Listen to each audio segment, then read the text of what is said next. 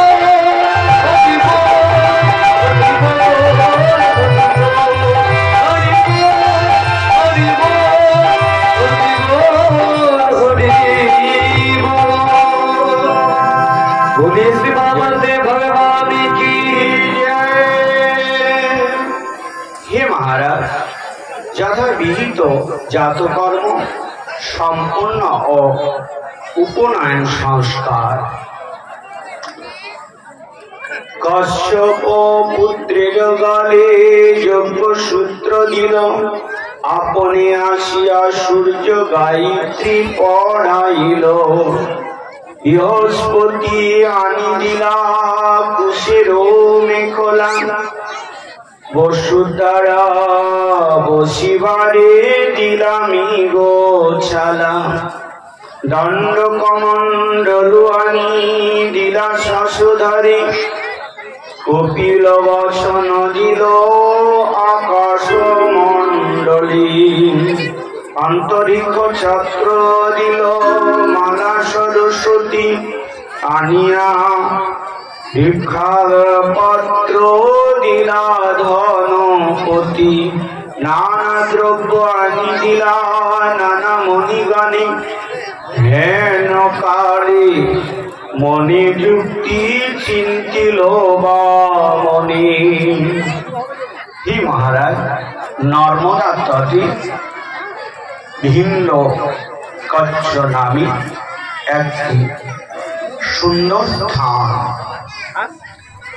এই সেখানে ভিন্ন বংশীয় ব্রাহ্মণ দ্বারা বলি সত্য অশ্বমেধ যজ্ঞ অনুষ্ঠান। এই স্থানটা বড় নিরালা এবং সুসম্পন্ন, তাই সেই ভিন্ন ঋষি কর্তৃক তাদের কৃপায় সেখানে যজ্ঞাদি আয়োজন করলেন। এই বামদেবের যজ্ঞস্থলীতে গমন তার সুন্দর সেই বলো কি চাও? বলে তোমার বংশী পরম্পরা সবাই জানি। তোমার পিতা ছিল বৃহচন, নিজের দেহকে দান করে দিয়েছিল, তারই না পুত্র। তো এই যে দানি, তুমিও তো তারই সেই ঐশ্বর্যাদি, তারই সেই যশ খ্যাতি সে রেখেছ। তুমি যখন বলছো যে আমায় নিতেই হবে, তো আমি তো ত্যাগী ব্রাহ্মণ, তো আমার এই ভজন সাধনের জন্য এই ছোট্ট এই যে চরণ এই চরণে 3টি পা, এর জায়গা আমায় দিয়ে দিলেই আমার আর কিছু দরকার নেই। আমি একটু নড়ে চড়ে বসে ভজন করতে পারলেই হলো, আর কি দরকার। হাসতে হাসতে বলে উঠল যে আপনিও একটু ছোট্ট, একটু ব্রাহ্মণ, আপনার বুদ্ধিও একদম ছোট্ট। আমি ত্রিলোকের রাজা, আপনি যদি আমার কাছে একটি রাজত্ব চাইতেন আমি সঙ্গে সঙ্গে হাসি মুখে তোমায় দিয়ে দিতাম। বলি তোমার যদি দেবার ইচ্ছা হয় তাহলে দাও, আমি অন্য কোনো আমার বাসনা নি, আর আমার কোনো স্ত্রীর বাসনা নি, আমার অর্থ সোনা গ্রহণ করব। সংকল্প না করলে আমি দান গ্রহণ করব না। বলির প্রতিজ্ঞা। শুক্রাচার্যের বাধা, নায়ক এসেছে আমার দাবি, আমি তাকে ভিক্ষা দেব না, আমি ভিক্ষা দেব, তাতে আমার যা হয় হোক। আমি যখন কথা দিয়েছি আমি মিথ্যে কথা বলতে পারবো না। শুক্রাচার্য বললেন, বলি মিথ্যে কথা বললেও দোষ হয় না, এটা শাস্ত্রের বিধান। এটা কি নারীকে বশ করার সময়, পরিহাসকালে, বিবাহে, জীবিকা নির্বাহে, প্রাণ সংকটে। কেন বলছে যে নারীদেরকে নিজের বশে আনার জন্য মিথ্যে কথা বললে কোনো পাপ নেই, বিবাহ ক্ষেত্রে পাপ নেই। ঘটক কি করলেন বলে, দেখো বলছে আরে আমার মেয়েটা বোবা, একটা ভালো একটা জামাই দিকে দাও না, আমি বিয়ে দেব আমার মেয়ে। বলে হ্যাঁ হ্যাঁ আমি দেখে দেবো, কোনো চিন্তা নেই। তদানীন্তনকালে ওই ঘটকের নিয়মে ঘটক যা বলবে সেটাই সত্য, আর ঘটকের কথাতেই বিয়ে হয়ে যেত। তো এইবার এক ছেলে আছে ভালোই দেখতে, বলে একটা ঠ্যাংই নাই। ওর বাবা মা বলছে ঘটককে যে তুমি দেখো না আমার ছেলেটার বিবাহ দেব, একটা ভালো পাত্রী দেখো। বলে হ্যাঁ হ্যাঁ কোনো চিন্তা নেই। তো আমি দেখেছি একটা পাত্রী। বলে তো তুমি বলেছো তাকে? বলে হ্যাঁ। বলার সঙ্গে সঙ্গে ও একদম হু করে দিয়েছে। ও তাহলে বেশ ভালোই হবে। আর সেই কন্যার বাবাদেরকে যে বলে হ্যাঁ তোমার মেয়ের বিয়ে হয়ে যাবে, আমি ছেলে ঠিক করে এসেছি, বলার সঙ্গে সঙ্গে এক পায়ে খাড়া। তো এবার বিয়ে হবে, দিন তারিখ সব হয়ে গেল, কারো সঙ্গে কারো সাক্ষাৎ নেই। এইবার বিয়ের সভা, যখন বিয়ের সাইমণ্ডপে এসে গিয়েছে জামাই, তারপরে বিয়েটি হবে। এখন ঘটককে বলছে, ঘটক মশাই জামাইটার তো একটা ঠ্যাং নেই। মশাই আমি তো বলে দিয়েছি যে বিয়ের যখন প্রস্তাব রাখলাম তো এক পায়ে খাড়া, আমি তো বলে দিয়েছি বিয়ে হতেই হবে। এইবার ছেলের বাবা বলছে, ঘটক মশাই ওই কন্যাটি তো কথাই বলতে পারে না, বোবা, ও তো শুনতেও পায় না। মানে দেখ মশাই আপনাকে তো বলেছি যে মেয়েটাকে যখন বললাম বিয়ের কথা, মেয়েটাও ঘাড় কাত করে দিয়েছে, তার মানে বিয়ে করবো। তো আমি বলি না যে কথা বলেছে। এই দেখুন, তাহলে কিরকম মেয়ে আর ছেলের বিবাহটা হয়ে গেল, মিথ্যে কথার দ্বারা হয়ে গেল। ওটা সৎকর্ম, ওটা কোনো অপরাধ নেই, বিয়ে হয়। আর এই ব্রাহ্মণের উপকারী যদি লাগে, ব্রাহ্মণ আদি সংকটে পড়েছে, তাদেরকে উদ্ধার করার জন্য কাউকে মৃত্যুর হাত থেকে রক্ষা করতে মিথ্যা দোষ নেই, এগুলো বিধান রয়েছে। তো তুমি মিথ্যে কথা বলো, এখন তোমার প্রাণ সংকট। বললেন আমি মিথ্যে কথা বলবো না। এইবার বললেন গুরুদেব আমি দান দেব। সঙ্গে সঙ্গে ভগবান বললেন বলি তুমি যদি দান দাও তাহলে তুমি সংকল্প করো। সংকল্প করতে লাগলেন। শুক্লাচার্য দেখলেন তো আমার কথা মানছে না, তখন তিনি ওই কুমণ্ডলের মধ্যে প্রবেশ করলেন, আর মন্ত্রপুত জল আর পড়ছে না। তখন কি করলেন, ভগবান বলছে একটা কুশ দিয়ে বললেন ওটা একটু কোনো নোংরা টোংরা জমেছে, খোঁচা দাও। যেই খোঁচা দিলেন, কেহ বলে দেহ দেহ, কেহ করে মানা। শুক্লাচার্যের দক্ষিণ চক্ষু হলো কানা। এই চোখ কানা হয়ে গেল। হে মহারাজ, এই তারপরে তিনি বামন দেবে সংকল্প করে যখন প্রদান করছেন সেই বিরাট মূর্তি ধারণ, সপ্ত স্বর্গ সপ্ত পাতাল অধিকার বরুণ পাশে। এবার সেই স্বর্গ আদি দখল করে নিলেন, পাতাল আদি সব দখল করে নিলেন।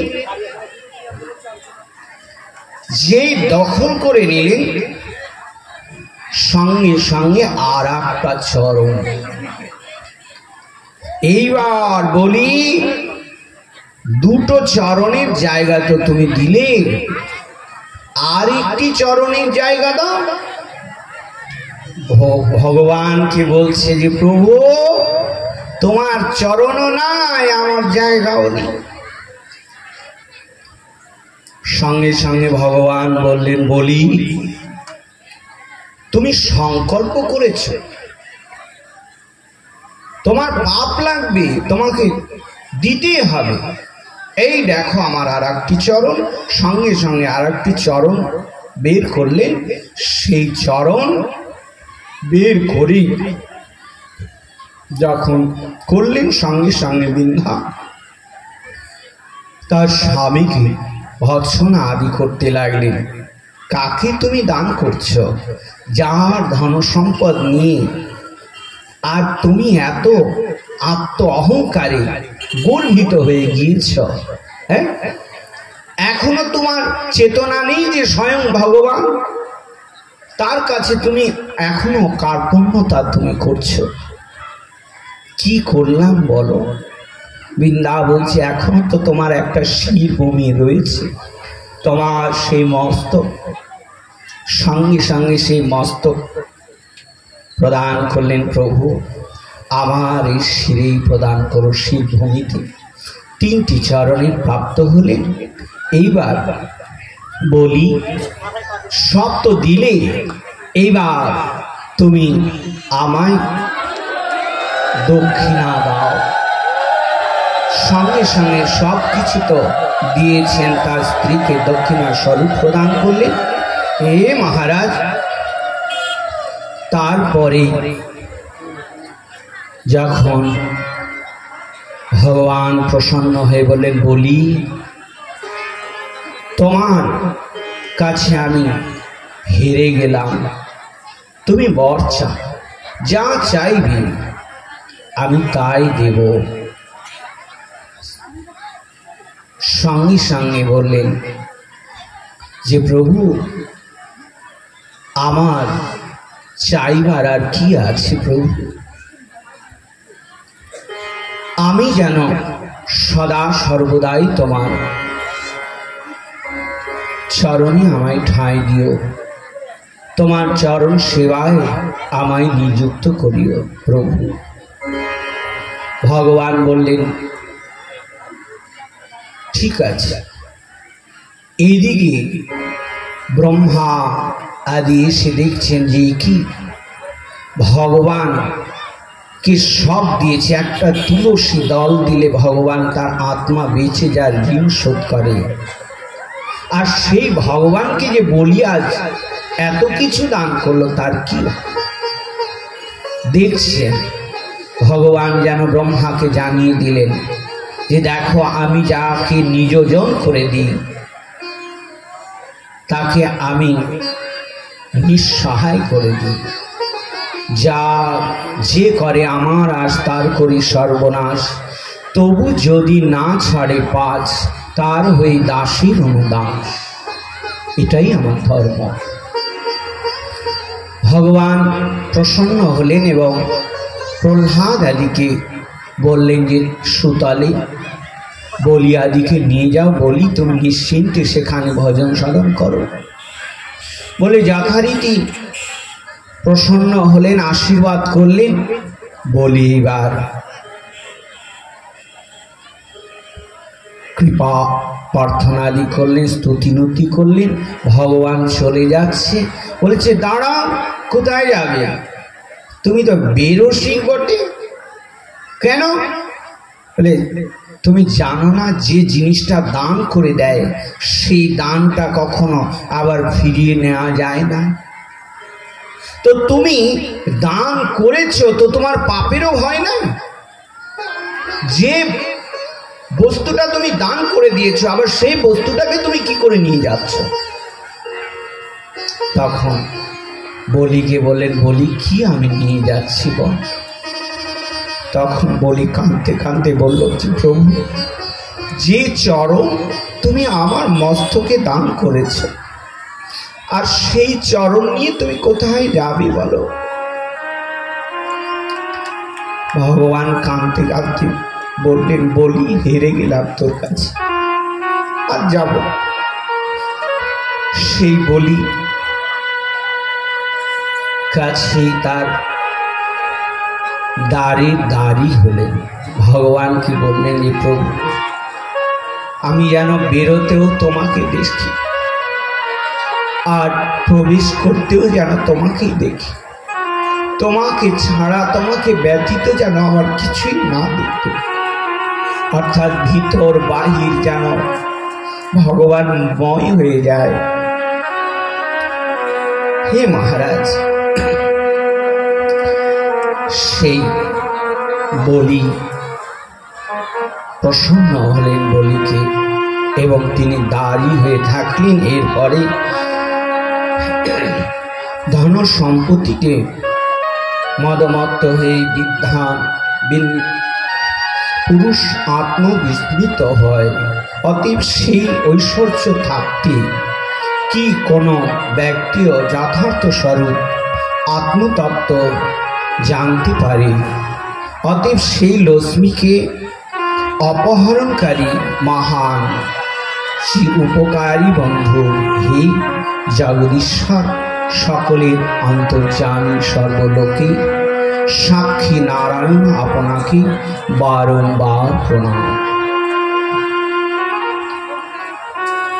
হে মহারাজ, এরপরে এই রাখি বন্ধন যখন বৈকুণ্ঠ আদি খালি হয়ে গেল, তখন লক্ষ্মী এক সুন্দরী রূপ ধারণ করে আসলেন সুতলে এবং যথারীতি বলিকে ভাই পাতালেন। ভাই পাতিয়ে তারপরে রাখি বন্ধন হলো। সেই রাখি বন্ধনে বলিকে ভিক্ষা চাইলেন যে দাদা তোমাকে যে রাখি বন্ধন করলাম তো আমায় কি দেবে বলো? যথারীতি বলি মহারাজ বললেন, বল যা চাইবি তাই দেব। সঙ্গে সঙ্গে বললেন যে ওই যে তোমার চাকরটা দাঁড়িয়ে আছে তাকেই তুমি আমায় দাও।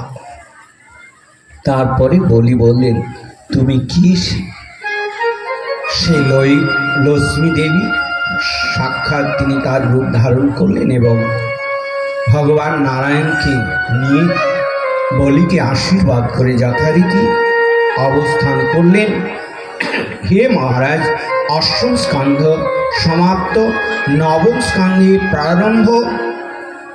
বৈবস্বত মনুর বংশ বিবরণ।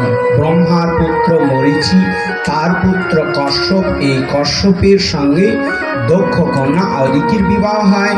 তার গর্ভে বিবস্বানের জন্ম। বিবস্বানের পুত্র শ্রদ্ধাদেব মনু ও একেই বৈবস্বত মনু বলা হয়। হে মহারাজ,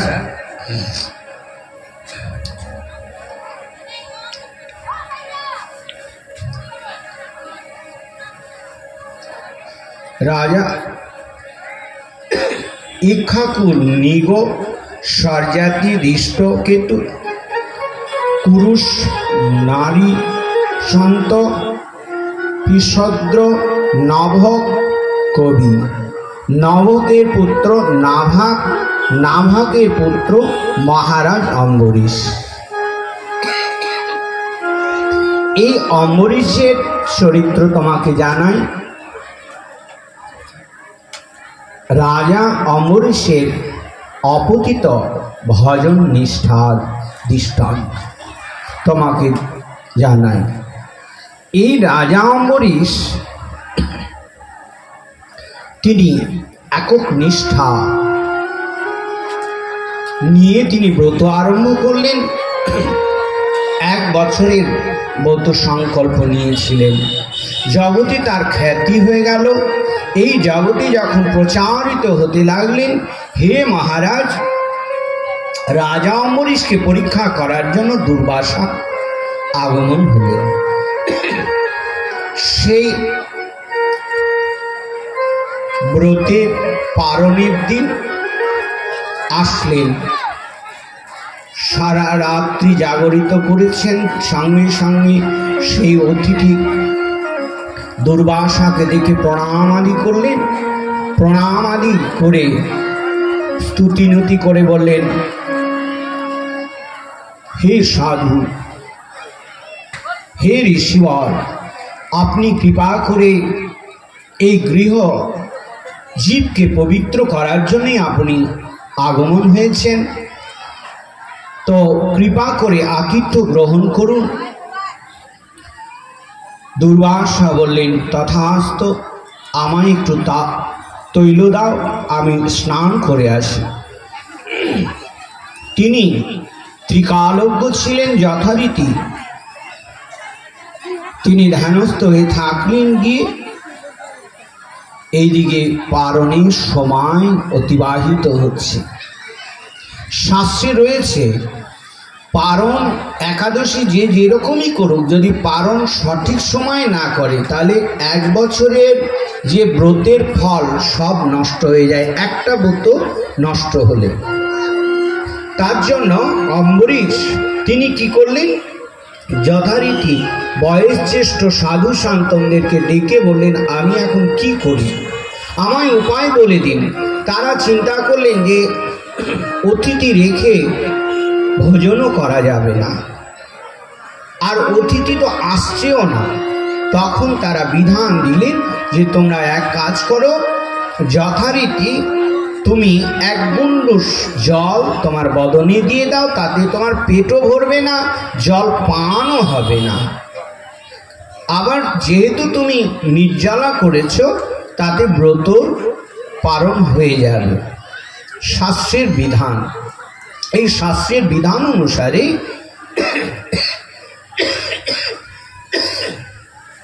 তিনি যথারীতি পালন করলেন।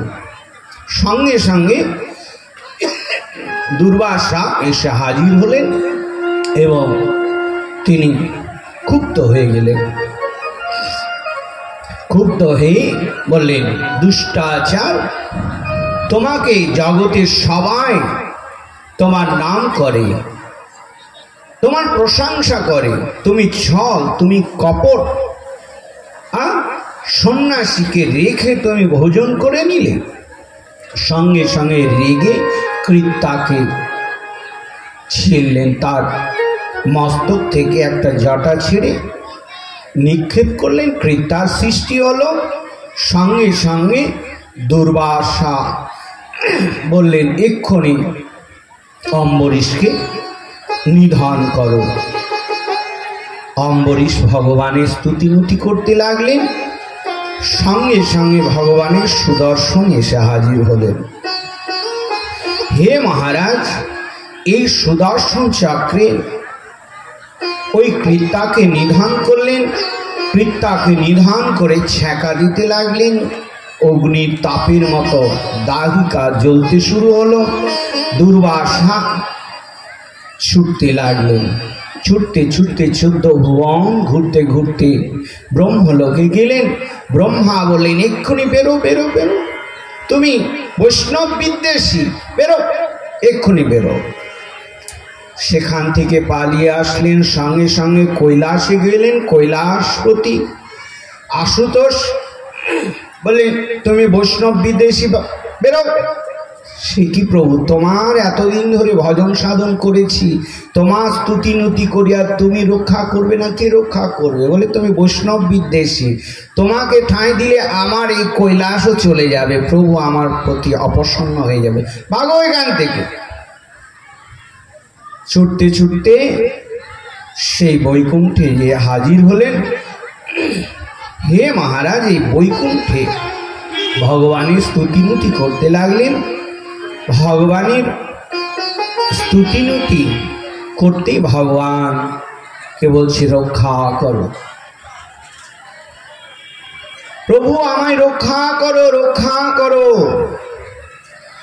অহং ভক্ত পরাধীন যশবস্তন্ত্র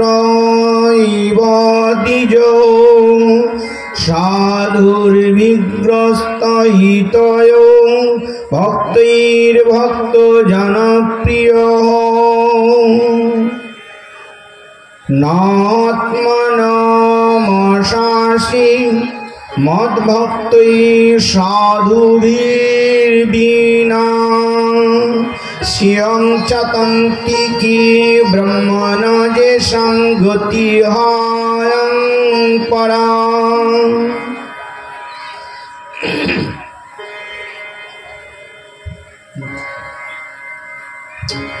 এইবার বললেন যে, দেখো দুর্বাসা, আমি সুদর্শনকে আমি রক্ষা করতে পারবো না। সে কি, তোমার সুদর্শন তুমি রক্ষা করতে পারবে না? বলে, আমার সুদর্শন বটে, কিন্তু সুদর্শন সে স্বাধীন, আমার অধীন নয়। তাহলে বলে, ভক্ত অধীন সুদর্শন, ভক্তকে রক্ষা করাই তার কর্ম। তাহলে প্রভু, আমি কি ভক্ত নই? তোমার অম্বরীশই ভক্ত হলো, আর আমি আজীবন ব্রহ্মচারী, আমি ভক্ত হলাম না? বলে, দেখো, এটা আমি তো বিচার করতে পারি না। তাহলে বলে, বিচারটা তুমি করো। দুর্বাসা, যখন তুমি কৃত্তাটা ছাড়লে তখন অম্বরীশ কত দূর গেল? বলে, এক পাও নড়েনি, এক পাও নড়েনি, ও এক জায়গায় তোমার স্মরণ করছে। আর তুমি কোথায় গেলে? বলে, আমি 14 ভুবন ঘোরা হয়ে গিয়েছি, ব্রহ্মলোক কৈলাস তোমার কাছে শেষমেশ এসেছে। বলে, দেখো, তাহলে এবার তুমি বিচার করো, তুমিও তো সেখানে বসে আমার আরাধনা করতে পারতে, সেখানে দাঁড়িয়ে থাকতে পারতে। মানুষ যে যেখানে পিছলে পড়ে সেই মাটিটাকে আশ্রয় করেই উঠতে হয়, এটাই ধর্ম। যাও তুমি আবার সেখানে ফিরে যাও, সেই যদি রক্ষা করে তবেই তুমি রক্ষা পাবে। ছুটে আবার এলেন, এসে ষষ্ঠাঙ্গে পড়ে গেলেন অম্বরীশের চরণে। অম্বরীশ তাকিয়ে দেখছে, কি ঋষি তুমি? আমার চরণে আমি একটা গৃহস্থ আর তুমি এক সন্ন্যাসী, তোমার তো এটা শোভা পায় না। আমায় রক্ষা করো অম্বরীশ। ওই দেখো সুদর্শন ছুটে আসছে, আমায় রক্ষা করো। অম্বরীশ বললেন, আমার যদি কোনো পুণ্য থেকে থাকে আমি সব পুণ্য দিয়ে দিলাম, সুদর্শন তুমি ফিরে যাও, তাকে রক্ষা করো। তবুও যখন সুদর্শন যাচ্ছে না, তখন অম্বরীশ বললেন, যদি তাকে নিধন করতে হয় তার আগে আমায় নিধন করো, তারপরে তুমি সেই ঋষিকে নিধন করবে। এইবার যথারীতি সুদর্শন তার অম্বরীশকে প্রণাম করে যথারীতি তার স্থানে গমন করলেন। হে মহারাজ, এইবার অম্বরীশ যথারীতি তাকে নিয়ে গেলেন গৃহে। ওই একটি বছর অতিবাহিত হয়ে গেল, আবার সেই দ্বাদশীর দিন নিয়ে গিয়ে দুর্বাসাকে ভোজন করাচ্ছেন। দুর্বাসা ভোজন করছেন আর চোখের জল। জীব জগৎকে জানিয়ে দিলেন যে দেখো দেখো জীব জগৎ, দেখো এই যে অন্যান্য দেব দেবতার উপাস্য বস্তু আর ভগবানকে উপাস্য বস্তু, এই ভক্তের মধ্যে ব্যবধান কোথায়? কৃষ্ণ অনুশীলনের যে ভক্ত, তাদের সহিষ্ণুতা, তাদের ধৈর্য, তাদের ক্ষমাশীল। আমি যাকে নিধন করতে চেয়েছিলাম, যাকে আমি ধ্বংস করতে চেয়েছিলাম, সে আজ আমাকে দেখো উদর পূর্তি করে ভোজন করাচ্ছে। দেখো জগৎজি, তিনি ভোজন করলেন এবং যথারীতি রাজা অম্বরীশ তিনি ভোজন টোজন করিয়া দক্ষিণ আদি দিলেন এবং দুর্বাসা তাকে কৃপা আশীর্বাদ করলেন। তার কৃপা আশীর্বাদ নিয়ে যথারীতি চলে গেলেন। দুর্বাসার আশীর্বাদ আদি নিয়ে অম্বরীশ বৈরাগ্য আদি লাভ করলেন। সেই বৈরাগ্য আদি লাভ করে তার পুত্রাদিকে সে রাজত্ব দিয়ে তিনি ভজন সাধনে রত হলেন এবং ভজন সাধন করে তিনি ভগবান প্রাপ্ত হলেন। হে মহারাজ, এরপরে মান্ধাতার বিবরণ। বৈবস্বত মনুজ্যেষ্ঠ পুত্র ইক্ষ্বাকু, তার বংশে যবনাশ নামক রাজা ছিলেন। শতরানী অপুত্র পুত্রার্থে যজ্ঞ পিপাসার্থে যমুনাশের মন্ত্রপুত জল পান, উদরে গর্ভ সঞ্চার, দক্ষিণ কুক্ষিতে ভেদ করে পুত্রের জন্ম। এই জন্মের পরে স্তন পানির জন্য শিশু ও ক্রন্দন। হে মহারাজ, তার পুত্র না থাকাতে যজ্ঞ, এই যজ্ঞের জল, যজ্ঞ সম্পন্ন হয়ে রাজা যখন রাত্রে নিদ্রায় গেলেন এবং যথারীতি ঋষিরাও চলে গেলেন, কিন্তু ওই কলসের জলটা ছিল পিপাসুক্ত। রাজা জলটা পান করে নিয়েছিলেন। এবার পরের দিন ঋষিরা যখন সেই ঘটের জল খুঁজতে লাগলেন, অন্বেষণ করলেন, রানীরা কেউ বলতে পারলেন না। তখন রাজা বললেন যে আমি পিপাসা, আমি সব জল পান করে নিয়েছি। সর্বনাশ, সে গর্ভ সঞ্চারিত হলো। তার দক্ষিণ কক্ষকে ভেদ করে তার পুত্রকে বের করলেন, কিন্তু তার তো স্তনাদি নেই, দুগ্ধ পান করবে কি করে? তাই চিৎকার করতে লাগলেন। দৈবক্রমে মান্ধাতা সেই ইন্দ্রদেব আবির্ভূত হলেন এবং বলে আমাকেই পান করো। সেই অঙ্গুল আদি চুষতে লাগলেন। হে মহারাজ, সেই মান্ধাতা আমার পান করবে, শিশু রোদন করিও না। এই জন্য নাম হলো মান্ধাতা। তার পরাক্রমে দস্যুরা সন্ত্রস্ত থাকতো বলি আর একটা নাম এষত্যস্যু, স্ত্রী বিন্দুমতী, 3 পুত্র পুরুৎকুৎসু, অম্বরীশ ও অন্য মুচুকন্দ, 50টি কন্যা। শবরী ঋষির সঙ্গে বিবাহ সংসার ভোগ। হে মহারাজ, এই শবরী তিনি জলে তপস্যা করছিলেন। দৈবক্রমে মৎস্য আদির মৈথুন্য দেখে তার কাম জাগে, তিনি উপস্থিত হলেন। তিনি উপস্থিত হয়ে এই মান্ধাতার রাজসভায় আসলেন। তার অভিপ্রায় জানতে পেরে রাজা চিন্তা করলেন যে আমি এখন কি করি, ইনি তো ঋষি, আমি যদি না করি তাহলে অভিশাপ দেবে, আর আমি যে কন্যাকে তার হাতে তুলে দেব সে তো সারা জীবন আমাকে বলবে বাবা তুমি কার হাতে তুলে দিয়েছ, ওই জীর্ণ খিটখিটা শরীরটা, আর তার হাতে আমাকে তুলে দিল।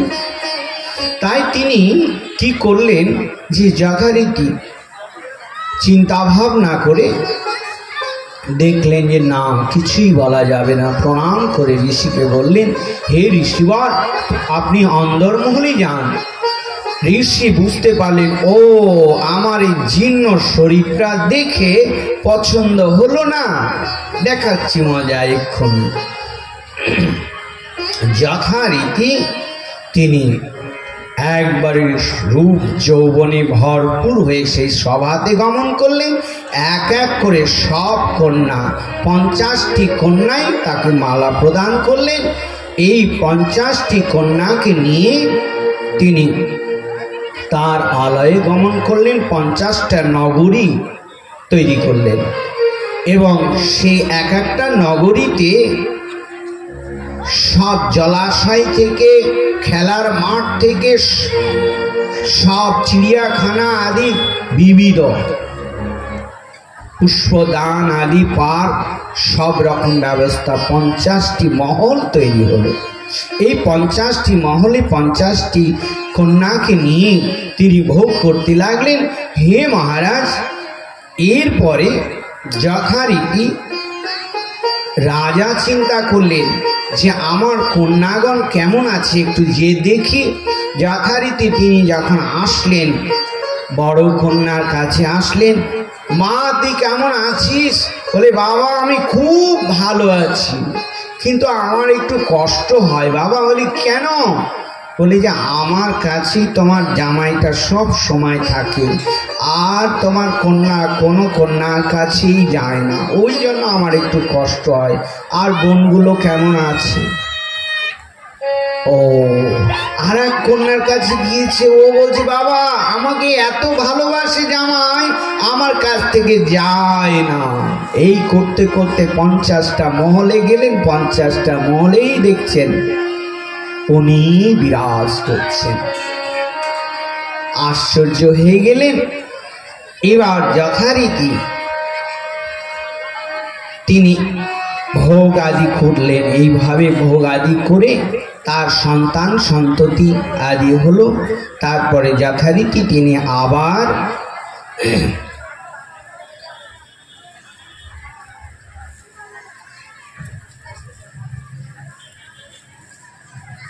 তার গর্ভে সন্তান ছিল। হে মহারাজ, সক্রতা তার রাজ্য দখল করে। এরপরে স্বস্তিক বনে গমন করে। মৃত্যু পত্নী সহ মৃতা হতে গেলে মহর্ষি উর্বের নিষেধ, কারণ তার গর্ভে সন্তান ছিল। সপত্নীগণ কর্তৃক গড় বিষ দান করেন। হে মহারাজ, ভূমিষ্ঠ হওয়ার পর নাম হয় সগর। এই রাজা সগরের 2 স্ত্রী, প্রথমা সুমতির গর্ভে 60,000 পুত্র, দ্বিতীয় স্ত্রী কেশিনীর গর্ভে 1টি পুত্র। অসামঞ্জস্য, এই অসামঞ্জস্য ছিল যোগ ভ্রষ্ট পুরুষ অসংলগ্ন কর্মের জন্য পিতা সাগর কর্তৃক পরিত্যাগ সহস্তে নিহত বালকদের পুনর্জীবিত করে ফিরিয়ে দিয়ে বনে গমন করে। হে মহারাজ, পূর্ব ঋষির আদেশে রাজা সাগরের অশ্বমেধ যজ্ঞের আয়োজন, ইন্দ্রিয় কর্তৃক অশ্ব অপহরণ, কপিল মুনির আশ্রমে সংরক্ষণ, সুমতির 60,000 পুত্র কর্তৃক অশ্ব অন্বেষণ, কপিল মুনির আশ্রমে অশ্বকে দেখতে পেয়ে মুনিকে অপমান, অপরাধে 60,000 পুত্র ভস্মীভূত হয়ে যায়।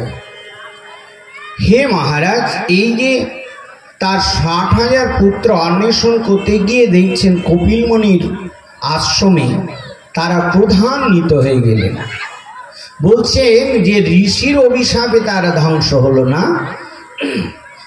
কারণ তাদের ক্রোধে তারা নিজেরাই প্রজ্বলিত হয়ে গেলেন। বলে কিরকম প্রজ্বলিত হলেন? বলে দর্পণ। দর্পণে যেরকম সূর্যকে যদি ধরা যায় তো এই অগ্নির ছটাটা, সেই রশ্মির ছটাটা যেরকম প্রতিফলিত করে, তদ্বৎ যেন ভগবান কপিল ভগবানের অঙ্গটাই যেন দর্পণের নাই, সেই দর্পণ স্বরূপ। আর সেই ক্রোধগুলো যখন সেখানে যে গেলেন আর সেখান থেকে আবার ফিরে এসে তাদের ক্রোধে তারা ভস্মসাৎ হয়ে গেলেন। হে মহারাজ, এই অসামঞ্জস্যের পুত্র অংশুমান কর্তৃক যজ্ঞ অশ্ব অনুসন্ধান, কপিল মুনির আশ্রমে যজ্ঞ অশ্ব প্রাপ্তি, কপিল মুনির নির্দেশে 60,000 সাগরপুত্রদের উদ্ধারের জন্য অংশুমানের গঙ্গাদেবীর তপস্যা, কিন্তু বিফল। তার পুত্র দিলীপ গঙ্গাদেবীকে মর্তে আনতে পারলেন না। তার পুত্র ভগীরথ গঙ্গাদেবীকে মর্তে আনয়ন করলেন। তিনি যখন স্তুতিনুতি করতে লাগলেন, গঙ্গাকে প্রসন্ন করলেন। এইবার গঙ্গাদেবী বললেন, দেখো ভগীরথ, তুমি যে বলছো আমি যাব, তো আমাকে ধারণ করবে কে? এই ব্রহ্মলোক থেকে যদি আমি যাই, তো আমাকে যদি ধারণ না করে তো আমি তলাতল মহাতল রসাতল ভেদ করে চলে যাব, তোমার কার্যসিদ্ধি হবে না। তাহলে আমাকে ধারণ করার ব্যক্তিকে আগে খোঁজো। 2 হলো, তুমি যে আমাকে নিয়ে যাবে, আমার পাপ আদি সবাই তো আমাকে দেবে, তো সবার পাপ যে আমি নেব, আমার পাপকে নেবে। ভগীরথ প্রণাম করে মাকে বললেন, মা তুমি ভাবিও না, কারণ বৈষ্ণবগণ যখন স্তুতিনুতি করবে, অবগাহন করবে, তাদের চরণ স্পর্শ, অঙ্গ আদি স্পর্শে তোমার পাপ আদি ধুয়ে মুছে একাকার হয়ে তুমি সদা পবিত্রই থাকবে। মা তুমি চিন্তা করিও না। ঠিক আছে, তাই হবে। কেন? দেখবেন বৈষ্ণবগণ তারা নবদ্বীপে যাবেন, দেখবেন সব সাধুরা ভোরবেলা স্তুতিনুতি করছে, মা গঙ্গায় অবগাহন করছেন। মা সর্বদাই পবিত্রই হয়ে থাকে। তো এইবার ভোলেনাথকে স্তুতিনুতি করতে লাগলেন। ভোলেনাথ প্রসন্ন হলেন। ভোলেনাথ প্রসন্ন যখন হলেন, সঙ্গে সঙ্গে ভোলেনাথ বললেন, তথাস্তু, আমি ধারণ করব। ভোলেনাথ তিনি জটা জাল বিস্তার করে ধ্যানমগ্ন হলেন। মা গঙ্গা কুলুকুলু না দিয়ে প্রবাহিত হলেন, কিন্তু গঙ্গা দেবী আর বেরোতে পারছে না। ভোলেনাথ এত জটাজল বিস্তার করলেন যে বেরোনোর কোনো রাস্তাই পাচ্ছে না। তখন আবার ভগীরথ বলেন, মা তুমি বেরো। বলে, পুত্র আমি রাস্তা পাচ্ছি না বেরোনোর, আমায় রাস্তা বের করে দাও। তখন আবার ভগীরথ ভোলেনাথের স্তুতিনুতি করলেন। ভোলেনাথ সন্তুষ্ট হলেন, দিয়ে একটা জটা ছিঁড়ে দিলেন, সে ধারা প্রবাহিত হলে গঙ্গা কুলুকুলু না দিয়ে প্রবাহিত হতে লাগলো। দেবী সুরেশ্বরী ভগবতী গঙ্গে ত্রিভুবন তারিণী তরলতঙ্গী শঙ্কর মৌলি নিবাসিনী মালি অমপ্রতিরাস্তাং তব পদ কমলি। দেবী সুরেশ্বরী ভগবতী গঙ্গে ত্রিভুবন তারিণী তরলতঙ্গী ভগীরথী সুখদায়িনী মাতস্তব জল মহিমা নিগমে খাদ্য নাহং জানি তব মহিমানং ত্রাহি কৃপাময়ী মম জ্ঞানম। এইভাবে মা গঙ্গা স্তুতিনতি করতে লাগলেন। হে মহারাজ, গঙ্গা কুলুকুলু না দিয়ে প্রবাহিত হতে লাগলো। এইদিকে অগস্ত্য ঋষি তিনি তপস্যা করছিলেন। সেই কুলুকুলু না দিয়ে মা গঙ্গা প্রবাহিত হয়ে তার সেই ভজন পূজনের সেই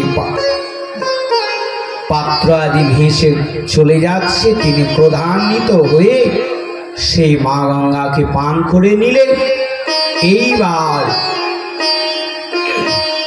ভগীরথ আবার বলেন, মা তুমি কোথায়, আর দেখতে পাচ্ছি না কেন? তার গর্ভে থেকে বললেন, পুত্র আমি এই অগস্ত্যের জন্ম ঋষির গর্ভে।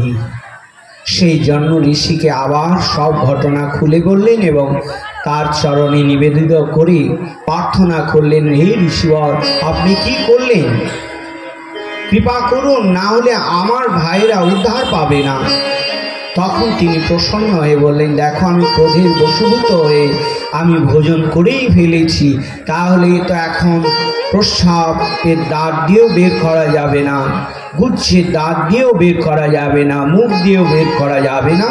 তখন জন্ম আদি ছেদন করে তাকে বের করে দিলেন। তার জন্য এক নাম হলো মা গঙ্গার জাহ্নবী মা। হে মহারাজ, এই গঙ্গাকে আনয়ন করে 60,000 পুত্র আদিকে উদ্ধার করলেন। এর পরবর্তীতে বিদ্বান বিবেকী পণ্ডিত বর্গ কর্মমন ও বাক্য দ্বারা সর্বভূতের প্রতি সহিত বৎ আচরণকে ছিল বলিয়া জানেন। ভগবান শ্রীরামচন্দ্রের বংশ এই যে, হে মহারাজ, এই রামচন্দ্রের বংশে বর্ণনা আমি তোমায় জানাই।